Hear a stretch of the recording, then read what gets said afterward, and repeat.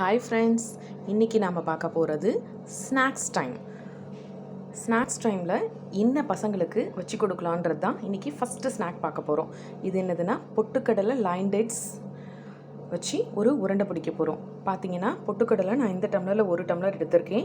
அதுக்கு 3/4 டம்ளர் நான் என்ன பண்ணியிருக்கேன், நாட்டு சக்கரை ரெண்டுத்தையும் மிக்சியில் கிரைண்ட் பண்ணி இதில் போட்டிருக்கேன்.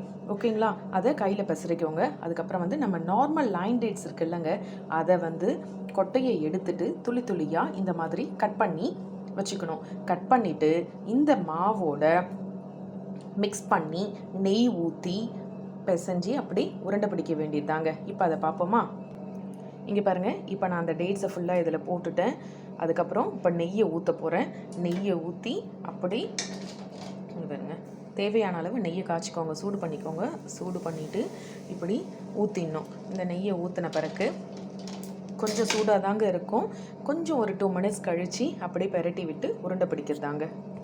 இங்கே பாருங்கள், இதில் நம்ம இந்த பாதாமை இதில் நான் துருவி அதையும் என்ன பண்ணலாம், இதில் போட்டு இங்கே பாருங்கள் எப்படி உருண்டை பிடிக்கிறேன்னு சொல்லிட்டு இப்படி எடுத்து நெய்யை ஊற்றிட்டேன். பாருங்கள், இப்படி கையில் இது பண்ணி உருண்டை பிடிச்சோம்னா சூப்பரான டேஸ்டியான பொட்டுக்கடலை நாட்டு சக்கரை லைன் டேட்ஸ் பாதாம் போட்டு ரெடி பண்ண உருண்டை ரெடி. இதை டெய்லி ஒன்று ஸ்நாக்ஸ் பாக்ஸில் வச்சிங்கன்னா பசங்க விரும்பி சாப்பிடுவாங்க.